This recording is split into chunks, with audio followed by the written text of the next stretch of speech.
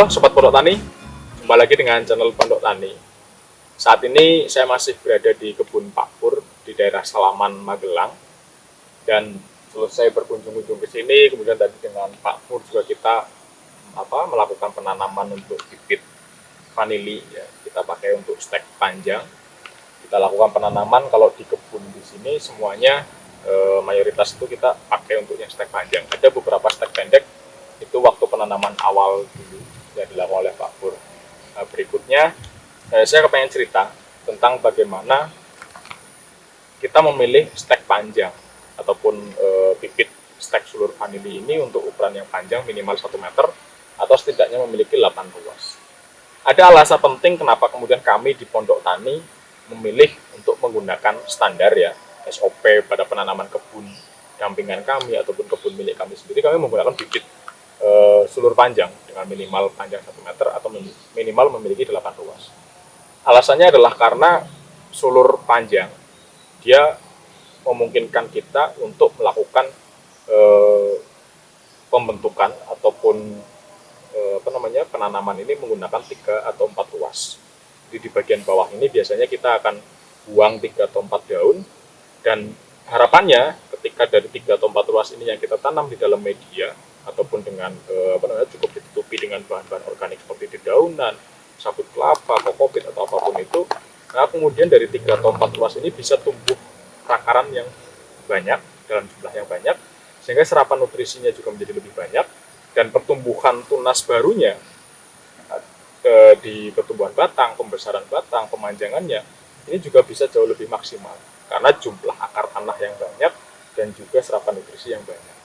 Bagaimana jika dibandingkan dengan stek pendek atau banyak yang menyebutnya sebagai bibit polybag? Nah, penggunaan bibit polybag itu tidak ada salahnya, karena ketika mau budidaya vanili, maka ada beragam pertimbangan yang perlu kita lakukan. Salah satunya adalah soal modal misalkan. Ketika kita hanya mampu ataupun memiliki modal ataupun ketersediaan dari sulur yang kita mau kita pakai untuk bibit terbatas, maka penggunaan stek pendek itu bisa dilakukan atau boleh dilakukan. Cuma ada kendala ketika nanti menggunakan stek pendek yang biasanya bibit polybag ini diambil dari 1 atau 2 ruas dan hanya mengandalkan akar tanah itu biasanya hanya berasal dari 1 ruas saja. Artinya jika dibandingkan dengan bibit stek panjang seperti ini, jumlah akarnya sudah berbeda. Lalu nanti di pertumbuhan tunas barunya, ketika bibit stek panjang seperti ini dia langsung besar tunas barunya, kemudian pertumbuhannya langsung cepat. Ketika menggunakan bibit polybag atau stek pendek, umumnya batang itu akan kecil, ya. Kemudian nanti proses pertumbuhannya juga jauh lebih lama karena hanya mengandalkan dari 1 ruas pada pembentukan akarnya. Nah, lalu bagaimana cara kita mendapatkan bibit stek sulur panjang seperti ini? Bibit stek sulur panjang seperti ini diperoleh dari pohon vanili yang sehat. Syaratnya itu satu adalah dia harus dari pohon yang sehat. Karena seringkali yang terjadi momok terbesar dalam budidaya vanili adalah soal jamur fusarium ataupun busuk batang. Nah, busuk batang itu seringkali bukan si fusarium ini, jamur tanah ini kadang tidak berasal dari media tanam atau tanah di lokasi kebun yang mau ditanami, tapi justru bisa berasal dari bibit yang dibawa ke dalam kebun itu. Nah, ketika terjadi seperti itu, artinya bibit yang diambil ataupun bibit yang ditanam itu berasal dari tanaman yang memang sudah terkena jamur fusarium. Nah, ini makanya kemudian satu syaratnya adalah dari pohon induk yang sehat. Lalu yang kedua adalah sebisa mungkin, ataupun ini malah bisa dibilang harus ya, bukan sebisa mungkin tapi harus, bibit vanili itu harus diambil dari pohon vanili yang dia itu sulurnya itu sulur yang belum pernah berbuah. Apakah sulur yang pernah berbuah boleh digunakan untuk bibit? Ada beberapa petani di beberapa daerah juga yang menggunakan itu untuk bibit. Boleh, tapi nanti pertumbuhannya akan berbeda karena dia tidak berasal dari tunas aktif lagi. Nah, maka kemudian ketika kita mengambil bibit vanili, usahakan dari tanaman vanili yang dia sedang memiliki pertumbuhan bagus dan tentu saja tunas aktif ya. Tunas aktif itu ditandai dengan ujung atau pucuknya ini bisa dilihat pertumbuhannya. Biasanya daun ataupun batang mudanya itu dia ada di 2, 3, 4 ruas ini, dia biasanya pertumbuhannya cepat karena ketika tanaman vanili memiliki tunas aktif seperti ini, maka biasanya pertumbuhan batangnya itu dia akan cepat. Dalam 1 bulan misalkan, dalam rentang waktu 1 bulan, tanaman yang sudah berusia minimal 6 bulan, bahkan pertumbuhan sulur atau pertumbuhan batang vanili itu dia per bulannya bisa mencapai 1 meter. Itu adalah salah satu keuntungan bagi kita ketika kita menanam stek panjang. Yang artinya ketika penggunaan stek sulur panjang ini kita lakukan, maka usia pertumbuhan jauh lebih cepat yang juga akan berkorelasi pada tercapainya usia produktif yang juga jauh lebih cepat. Jadi misalkan kita tanam pakai stek pendek, butuh waktu minimal 3-4 tahun misalkan untuk dia sampai berbunga atau kita bisa lakukan stressing. Tapi ketika menggunakan stek panjang seperti ini, ada beberapa teman yang dia baru usia 2 tahun, akar sulur putarnya sudah mencukupi, sudah layak, besar batangnya sudah mencukupi, maka kemudian bisa dilakukan pembuahan dan itu terjadi gitu. Tapi kemudian bagi yang bersabar, ya udah kita tunggu 2,5-3 tahun sampai pembentukan sulur putarnya maksimal sehingga memperbanyak akar tanah dulu. Nah, pada praktik penanamannya dengan penanaman 3 atau 4 ruas ini, pembentukan akar tanah itu menjadi jauh lebih banyak, serapan nutrisi di batangnya juga jauh lebih banyak. Nah, kalau teman-teman mau mengamati tanaman vanili ini, dia kalau saya sering mengibaratkan tuh dia seperti pipa pralon ya. Jadi semakin pertumbuhannya bagus, dia batangnya itu akan semakin besar, yang artinya berkorelasi pada nutrisi di dalam batang ini artinya banyak. Nah, ketika nutrisi banyak ini didukung dengan banyaknya akar tanah juga, artinya suplai nutrisi tidak hanya mengandalkan batang, tapi juga berasal dari suplai perakaran, maka vanili, tanaman vanili, ketika mencapai usia produktif atau kita lakukan stressing, itu potensi pembuahannya juga jauh lebih besar. Kenapa saya bilang seperti itu? Banyak petani yang kemudian di masa lalu misalkan yang belum paham teknik secara benar, kemudian masih asal tanam, itu banyak yang menanam vanili, tanaman tiba-tiba stres sendiri, lalu dipolinasi dan setelah itu mati. Itu karena banyak yang tidak mempertimbangkan soal pembentukan akar tanah, tidak mempertimbangkan soal nutrisi yang terkandung di dalam batang. Nah, ketika kita menanam dari stek panjang, pertumbuhannya jauh lebih cepat, pembesaran batangnya juga terjadi jauh lebih cepat dibandingkan dengan stek pendek. Nah, ketika itu keduanya terjadi, ketika mencapai usia produktif, maka kita bisa mencapai angka maksimalnya.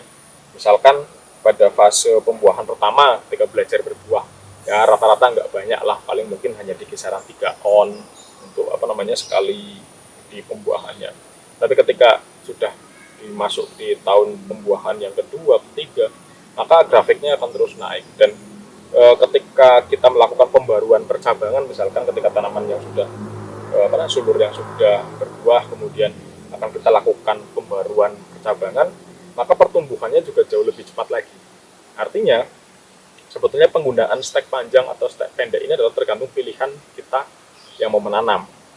Kita akan berpikir investasi, kemudian berharap modal balik lebih cepat, atau kita ingin menanam untuk sabar-sabaran ya, artinya jauh menunggu waktu yang lebih lama. Kalau kami sih, karena konsep di kami penanaman vanili itu kami gunakan sebagai konsep investasi, yang artinya kemudian ini harus dikembangkan dengan SOP yang benar, dengan konsep yang benar, dan harapannya juga bisa menghasilkan nilai ekonomi yang tinggi juga untuk masyarakat. Maka kami sudah memakai standar untuk penanaman stek sulur 1 meter ini. Dan ketika penanaman stek sulur 1 meter ini juga ada beberapa. Tadi selain selain membuang 3 atau 4 ruas daun yang kemudian kita tanam, biasanya kalau penanaman itu untuk di bagian ujungnya itu juga kita biarkan berada di luar media ya, atau tidak tertutupi oleh bahan-bahan organik. Lalu kemudian posisi dari batang itu sendiri tidak boleh dipaksa, teman-teman. Ketika bentuknya seperti ini, dia belok-belok seperti ini, ya sudah, biarkan saja seperti ini tempelkan saja pada batangnya atau pada tajarnya.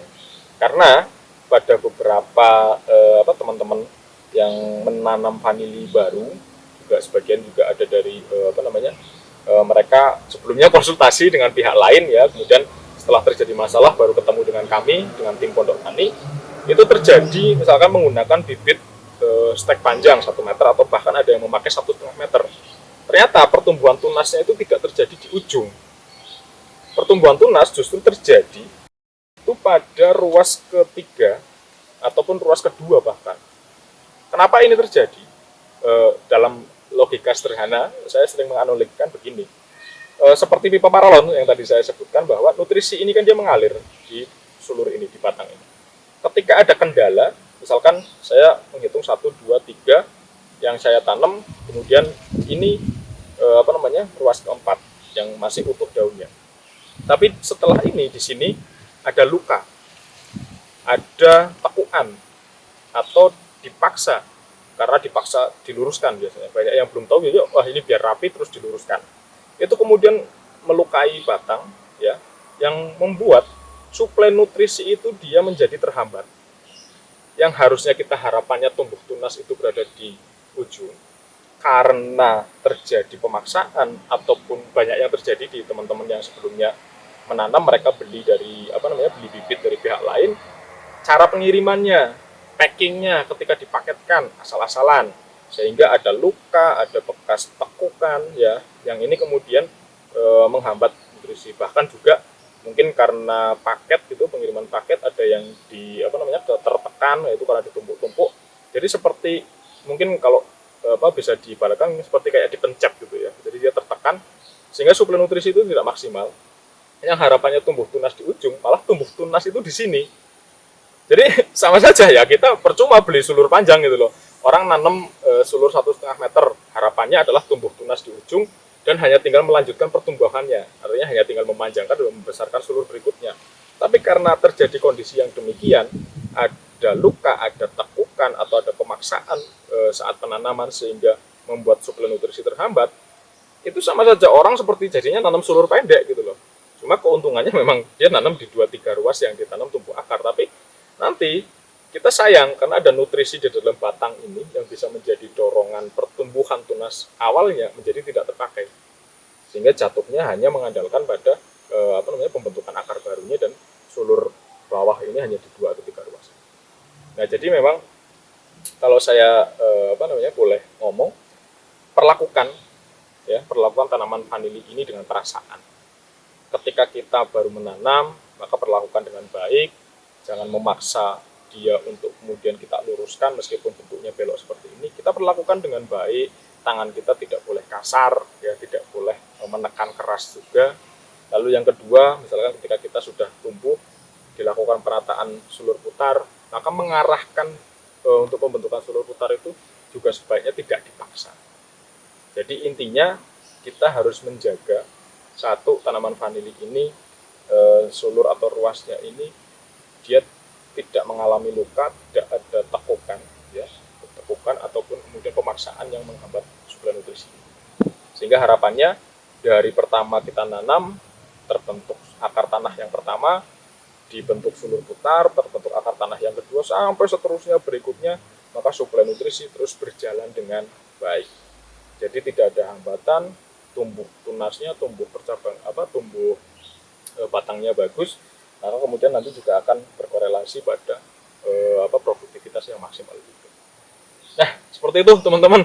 Ini sedikit cerita ya soal stek sulur panjang yang saat ini kalau di kami ini sudah kami jadikan sebagai SOP penanaman kebun, baik untuk dampingan maupun di kebun kami sendiri. Kalau nanam vanili kami pakai minimal sulur 1 meter atau setidaknya memiliki minimal 8 ruas. Karena pengalaman dari banyak teman, pengalaman di komunitas kami sendiri juga, penanaman vanili menggunakan sulur 1 meter ini pertumbuhannya jauh lebih maksimal dan mencapai usia produktif yang juga jauh lebih cepat. Seperti itu, kita ketemu lagi pada video berikutnya. Semoga sedikit cerita ya, saya tidak menggurui, tidak kemudian saya juga yang paling pintar, tapi kebetulan karena di Pondok Tani saya yang ditugasi sebagai bagian litbang penelitian dan pembangunan, maka kemudian ini yang bisa saya ceritakan mumpung kita lagi ada di kebun salah satu mitra dampingan. Terima kasih, sampai ketemu lagi. Salam.